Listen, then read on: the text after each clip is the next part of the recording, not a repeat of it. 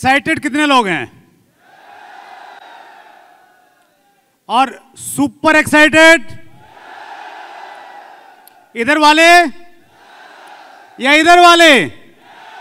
और सारे मिलके एक्साइटमेंट दिखाएं दो। That's great. So chat with Surendra Vats YouTube channel है, कितने लोगों को मालूम है? नया एपिसोड किस दिन आता है? मंगलवार को। कितने बजे? 7 बजे? 8 बजे आता है। और अब तक कितने एपिसोड आ चुके हैं? हैं जी? 200? 264। मैं ट्रूली एक बात बोलता हूं कि बहुत बार हम लोग पैसे के पीछे बहुत भागते हैं, और इनिशियल डेज पे मैं भी बहुत भागता था, और मैं बहुत ईमानदारी से आज भी अभी भी बोल रहा हूं कि मुझे ये नहीं मालूम रहता कि मेरा पिछले महीने का कितना कमीशन आया है मेरे अकाउंट में। ठीक उसी प्रकार से मुझे ये भी नहीं मालूम थी कि चैट विद सुरेंद्र वत्स के कितने एपिसोड हो गए हैं। तो जब आप अपने काम को एंजॉय करते हैं ना, तो फिर उसी में इतना मजा आ रहा होता है, फिर नंबर्स पे आप काम नहीं करते हैं।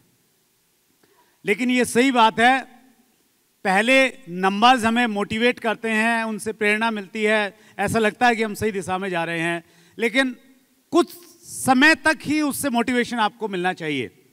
बहुत सारे लोग जिंदगी भर नंबरों से मोटिवेट होते रहते हैं। जब नंबर्स आपको ठीक ठाक मिल गए तो फिर दूसरी चीजें आपको मोटिवेट करनी चाहिए। और चैट विद सुरेंद्र वत्स में चैट विद सुरेंद्र वत्स में हमें दूसरी चीजें मोटिवेट करती हैं। देखिए, हमने शुरुआत तो एक यूट्यूब चैनल के रूप में की थी। उद्देश्य बहुत बड़े नहीं थे शुरुआत में, इतना सा था कि इंडस्ट्री के लोगों को इकट्ठा करना है, एक मंच पे लेके आना है। ये विचार कैसे आया मेरे दिमाग में? क्योंकि 2011-12 से मैं डायरेक्ट सेलिंग इंडस्ट्री से जुड़ गया था कंपनी के साथ साथ में। एक चीज महसूस हो गई थी, 2011-12 का जो टफ दौर था डायरेक्ट सेलिंग का, उसमें एक चीज क्लियर हो गई थी कि घर सजाने का तसव्वुर तो बाद का है, पहले यह तय हो कि घर को बचाया कैसे जाए। कंपनी तो बड़ी हो जाएगी, कंपनी तो सुरक्षित हो जाएगी, पहले यह तय करना जरूरी था कि इंडस्ट्री सुरक्षित हो जाए और इंडस्ट्री बड़ी हो जाए। और इस नाते मुझे एक जिम्मेवारी मिली direct selling distributor welfare association का प्रेसिडेंट बनने की, और 2012-13 में। और उसके तहत हमने बहुत सारे अवेयरनेस के प्रोग्राम किए देश भर में। दिल्ली में खूब सारे किए, चंडीगढ़ में किए, अहमदाबाद में किए, पंजाब में किए, साउथ इंडिया में किए। उस दौरान जंतर मंतर पे भी हमने 2016 में एक बड़ा प्रोग्राम किया था। उस दौरान मैंने एक चीज महसूस की कि एसोसिएशन में भी 4 कंपनियां आती तो 5 आती नहीं है। उनको ये लगता है कि यार ये उस एसोसिएशन का कार्यक्रम है, वहां भी इकट्ठा नहीं हो रहे हैं सब लोग। तो वो एसोसिएशन का जो बैरियर है उसको भी अगर तोड़ा जाए तो क्या किया जा सकता है। तो उसमें एक आइडिया आया कि एक ऐसा प्लेटफॉर्म क्रिएट किया जाए जहां एसोसिएशन का बैरियर भी खत्म हो जाए, और उसकी शुरुआत थी चैट विद सुरेंद्र वत्स। धीरे धीरे जब आगे बढ़ते हैं, परमात्मा नए नए आइडियाज देता है, हौसला देता है, तो जैसे जैसे वो हौसला मिलता गया, जिम्मेवारी का एहसास होता गया, हमने हमारे मिशन, विजन और ऑब्जेक्टिव डिसाइड किए। और बहुत जिम्मेवारी के साथ मैं ये आपके साथ में शेयर करना चाहता हूं, और साथ में मैं आप सबका आह्वान करता हूं, अगर आपको ये अच्छे लगे तो आप इस इनिशिएटिव से, इस शुरुआत से जिसका नाम चैट विद सुरेंद्र वत्स है, इससे जुड़ जाइए। चैट विद सुरेंद्र वत्स कोई कंपनी नहीं है, चैट विद सुरेंद्र वत्स कोई कॉमर्शियल एक्टिविटी नहीं, ये मैं आपको विश्वास दिलाता हूं। कॉमर्शियल और कहीं इन्वॉल्व होता है तो इसलिए होता है ताकि चीजों को लंबे समय तक चलाया जाए, लेकिन इसको हम बिल्कुल एक एनजीओ जिस प्रकार से काम करता है उस प्रकार हम चैट विद सुरेंद्र वत्स को चलाएंगे। ये मैं आज आपके सामने कमिटमेंट कर रहा हूं। हो सकता है हम किसी से चंदा नहीं लें, वो नहीं लें, हम कोई दूसरा मॉडल बनाएं। जैसे आज आप यहां पे आए, आपने एक रजिस्ट्रेशन पे किया, वो मॉडल कुछ भी हो सकता है, लेकिन इसको हम कॉमर्शलाइज नहीं करेंगे। और कॉमर्शियलाइज न करने के पीछे एक बड़ा मकसद ये भी है कि परमात्मा ने इतना कुछ दिया है और इतनी उसकी है, वही कई पुस्तों तक खत्म नहीं होगा, तो फिर चैट विद सुरेंद्र वत्स से पैसा कमाने की कोई इच्छा नहीं है। और इसीलिए हमारा मिशन है to sharp the status and perception of direct selling industry globally. हम डायरेक्ट सेलिंग इंडस्ट्री की छवि को और डायरेक्ट सेलिंग की स्थिति को बदलना चाहते हैं। हमारा टर्नओवर, हमने बातचीत किया, हम 11वें नंबर पे हैं दुनिया में, और आज भी जो हमारी छवि है वो बहुत अच्छी नहीं है। 12 जनवरी को एक प्रोग्राम हुआ दिल्ली में कॉन्स्टिट्यूशन क्लब में। पहली बार उस प्रोग्राम में ऐसा हुआ, मौजूदा सरकार में जो सेक्रेटरी कंज्यूमर अफेयर हैं आदरणीय रोहित कुमार सिंह, वो उस कार्यक्रम का हिस्सा बने। पिछले 12 सालों में मैंने पहली बार देखा कोई प्रेजेंट सेक्रेटरी इतने लंबे समय तक किसी डायरेक्ट सेलिंग के प्रोग्राम में पार्टिसिपेट किया हो। और रोहित सर ने लगभग 15-20 मिनट हमें सुना और 15-20 मिनट उन्होंने बात की, और उन्होंने एक बातचीत की। उन्होंने कहा कि आप जो भी बात करते हो कि आपकी इंडस्ट्री लोगों को रोजगार देती है, आपकी इंडस्ट्री देश की इकोनॉमी की ग्रोथ में सहायता कर रही है, सारी चीज़ें ठीक हैं, लेकिन आपकी इंडस्ट्री की जो परसेप्शन है, जो छवि है ना, वो बहुत अच्छी नहीं है। आप सब लोगों को किसी एक चीज़ पे अगर काम करने की ज़रूरत है तो वो इसकी छवि को बेहतर बनाने पे काम करने की ज़रूरत है। हम जितने मर्जी पैसे कमा लें, जितनी मर्जी लंबी लंबी गाड़ियां लें, लेकिन अगर हमारी इंडस्ट्री की छवि अच्छी नहीं होगी तो फिर हमारी अच्छी छवि नहीं हो सकती है। कितने लोग सहमत हैं इस बात से? तो हम इसको बदलने के लिए जो जो भी करना पड़ेगा, हम लोग इसके लिए अभी भी कर रहे हैं और करते रहेंगे। विजन क्या है? डायरेक्ट सेलिंग को विश्व में, भारतीय डायरेक्ट सेलिंग को विश्व में कौन से नंबर पे होना चाहिए?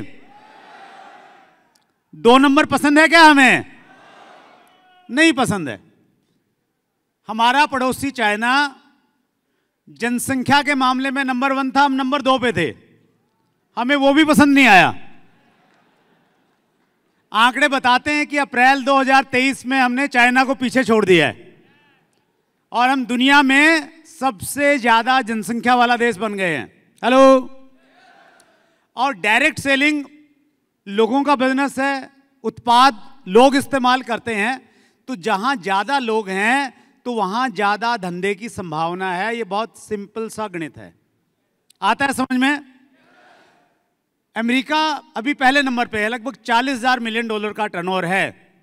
मैं अगर आपको आंकड़े दिखाऊं अगली स्लाइड में, $40,520 मिलियन 2022 के आंकड़े हैं, ये कैलेंडर ईयर 2022। हमारा है 3,250, 3,230, 11वें नंबर पे। तो हमारा एक विजन है कि हम भारतीय डायरेक्ट सेलिंग उद्योग को नंबर 1 बनाने में सहयोग करना चाहते हैं चैट विद सुरेंद्र वत्स इस प्लेटफॉर्म के माध्यम से।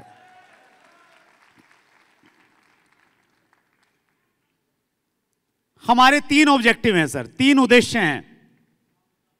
उद्देश्य अगर आपको ध्यान में रहते हैं कि आपने किसका काम की शुरुआत क्यों की है, तो फिर आप इधर उधर डोलते नहीं हैं, भटकते नहीं हैं।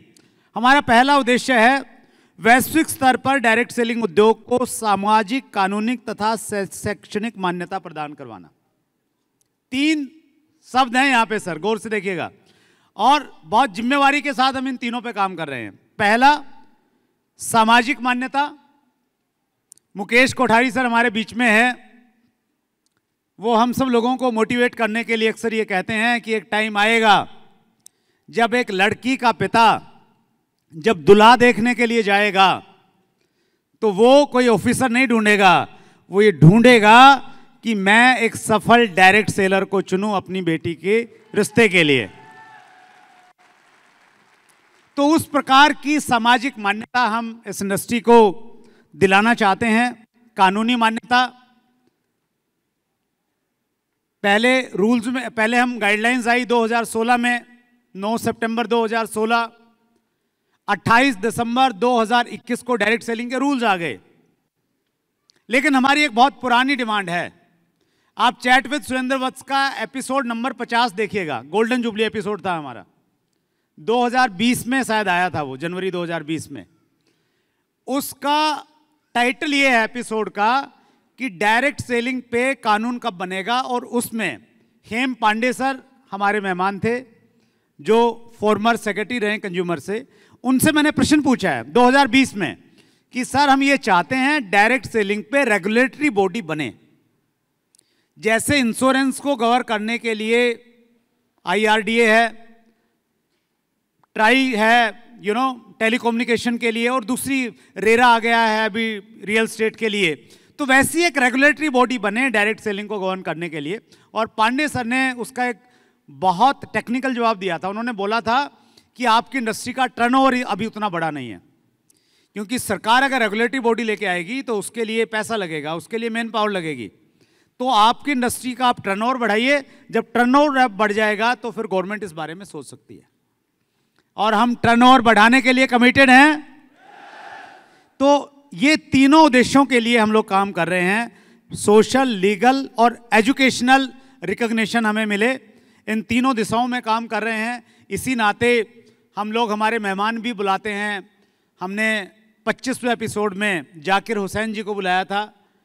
जिस समय गाइडलाइन आई उस समय वो डायरेक्टर थे और उन्हीं की मार्गदर्शन में वो पूरा का पूरा ड्राफ्ट तैयार हुआ था। 50वें एपिसोड में जैसे मैंने बताया, हेम पांडे सर हमारे मेहमान थे।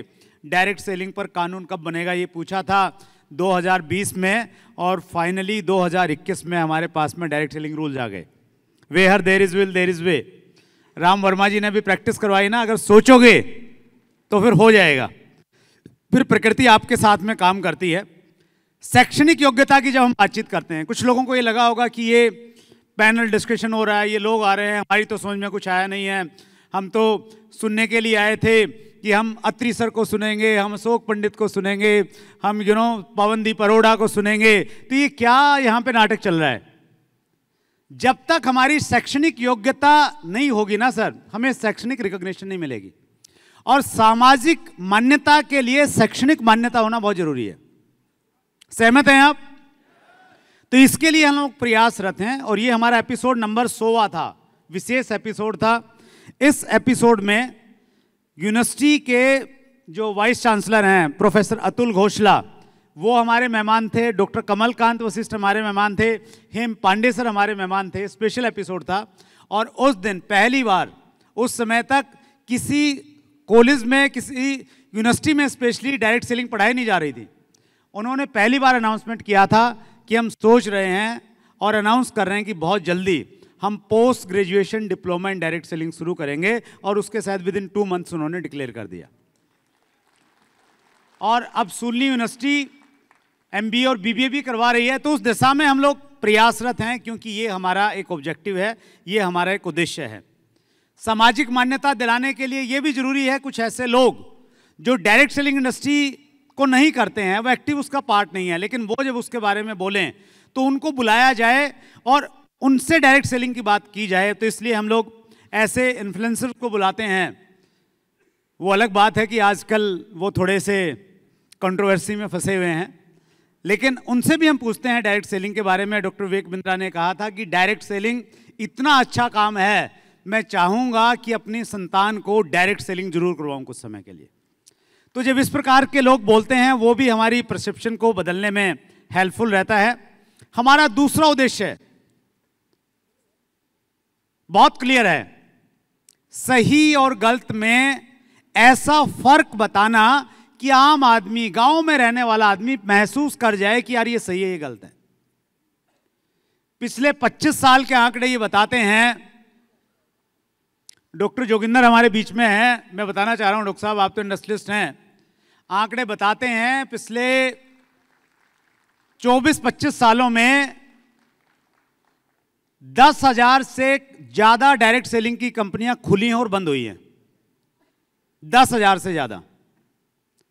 और वो सारी कंपनियां ऐसी थी, जब आदमी उसमें जुड़ा उनको लगा था कि मेरी से बढ़िया कोई नहीं है। हेलो, मेरी से बढ़िया कोई नहीं है। और आज भी बहुत सारे लोग ऐसे होंगे, उनको भी ये लगता होगा कि यार मेरी से बढ़िया कोई नहीं है। हम आपको एक आईना दिखाना चाहते हैं जिससे आप उसमें देख सकें कि आपकी बढ़िया है या नहीं है। जिन्हें मजाक मजाक में बड़ी गहरी बात कही कि लोग 6 महीने में बदल लेते हैं।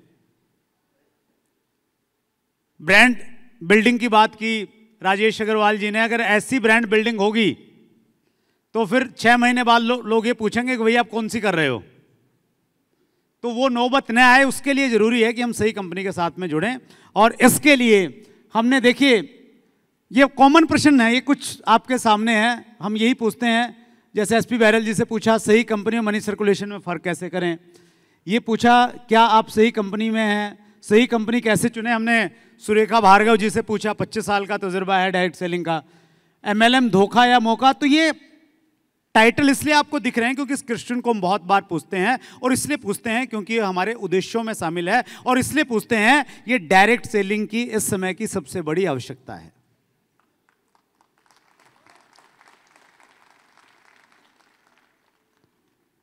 सामाजिक मान्यता के लिए हम बहुत सारे प्रोग्राम करते हैं। ये बड़ा कोइंसिडेंट था, फेसबुक से मेरे पास में ये कल एक पोस्ट आया, वो दिखाता है ना 7 साल बाद, 8 साल बाद। तो ये एक प्रोग्राम था स्टेंसर 9 साल पहले। प्रोग्राम था ये 10 फरवरी 2015 को। आज हमें 10 फरवरी 2024, तो आज ही डेट को था। और मैं वहां पे president of DSDW direct selling distributor welfare association के प्रेसिडेंट के नाते उस प्रोग्राम में था। चेन्नई में ये प्रोग्राम था जिसमें वहां के ऑनरेबल जस्टिस हाई कोर्ट के जज साहब आए थे, और एक DCP आए थे, गोपीनाथ रेड्डी जी, जो रिटायर्ड DCP थे आंध्र प्रदेश से। उनके साथ मैंने मंच साझा किया था। तो बहुत लंबे समय से, चूंकि मैं पहले दूसरे रूप में काम कर रहा था, लेकिन सोशल मीडिया एक ऐसा प्लेटफॉर्म है, इसके माध्यम से आप लाखों करोड़ों लोगों तक पहुंच सकते हैं। तो 9 साल पहले एक दूसरा जरिया था, आज थोड़ा फास्ट जरिया हमने डायरेक्ट सेलिंग का चुना है। तीसरा और हमारा अंतिम जो उद्देश्य है वो है विभिन्न क्षेत्र के सफल लोगों को एक मंच पर लाना, व उनके ज्ञान और अनुभवों से सीखना। इसके लिए हम चैट विद सुरेंद्र बस करते हैं कि छोटा सा वीडियो देखिए। देश की लगभग 10% जनसंख्या directly indirectly direct selling industry के बिजनेस से जुड़ी हुई है। बहुत सारी कंपनियां हैं, बहुत सारे लोग काम कर रहे हैं, बहुत सारे सक्सेस के उदाहरण हैं। इन सब लोगों को एक साथ एक मंच पे लाने का हम प्रयास कर रहे हैं, और हमने माध्यम चुना है YouTube। हम स्टार्ट करने जा रहे हैं 1 जनवरी 2019 से एक नया YouTube channel, chat with Surendra Vats. इसमें आपको डायरेक्ट सेलिंग इंडस्ट्री के कामयाब लोगों से आपको हम लोग मिलवाएंगे, जो देश और विदेश में प्रसिद्ध ट्रेनर्स हैं, उनसे आपको रूबरू करवाएंगे। और इसके अलावा विभिन्न क्षेत्रों के जो कामयाब लोग, जिन्होंने फर्स्ट से अर्श तक के लेवल पे जो लोग गए हैं, उन सब लोगों को एक मंच पे हम लाने का प्रयास कर रहे हैं। आपको क्या करना है, आप इस वीडियो के लास्ट में जो लिंक आपको दिया जा रहा है, उस लिंक पे क्लिक कीजिए, chat with Surendra Vats channel को सब्सक्राइब कीजिए, और बेल आइकॉन को जरूर दबाइए, ताकि हर इंफॉर्मेशन सबसे पहले आप तक पहुंचे, और आप उस जानकारी से अपने बिजनेस को, अपने जीवन को ऊपर उठा पाएं। हम मिलेंगे 1 जनवरी 2019 मंगलवार रात 8 बजे, पहला एपिसोड। मैं बहुत उत्सुक हूं, आप भी ज्यादा से ज्यादा लोगों को इसे शेयर कीजिए, ताकि हम लोग मिलके इस मुहिम को आगे बढ़ा पाएं। Thank you. मेरा एक चीज में बहुत विश्वास है कि आज जो हम लोग कर रहे हैं ना, वो आने वाले समय में इतिहास बन जाता है। और मैं डायरेक्ट सेलर से कहता हूं, जब वो संघर्ष कर रहे होते हैं, कि जिस दिन आपको ज़्यादा संघर्ष हुआ, ज़्यादा परेशानी हुई, बहुत पीड़ा हुई, तो उसको लिख लीजिए, डेट टाइम फीलिंग को लिख लीजिए, और एक दिन आपकी वही घटना लाखों लोगों को प्रेरित करेगी, क्योंकि वो इतिहास का हिस्सा बन जाएगी जब आप कामयाब हो जाते हैं। महात्मा गांधी जी ने जब दांडी यात्रा शुरू की तो उस समय नहीं मालूम था कि इतिहास का हिस्सा होगी। हेलो, उसका इंपैक्ट आया तो वो इतिहास का अमिट हिस्सा बन गई। तो उसी प्रकार से हम सब छोटे छोटे काम करते हैं, उनको संजो के रखिए। उसी पर का एक वीडियो था, मैं नहीं मालूम था क्या होगा, हमने एक थोड़ी सी गुजारिश आपसे की थी कि आप सब्सक्राइब कर लीजिए, और आपने सब्सक्राइब ही नहीं किया, आपने इंडस्ट्री का सबसे बड़ा चैनल बना दिया। बहुत बहुत आभार, बहुत बहुत धन्यवाद। गर खुदा मुझसे कहे कुछ मांग है बंदे मेरे, मैं मांगू ए खुदा ये फ्रेंड्स मीट यूं ही चलती रहे, चलती रहे, चलती रहे।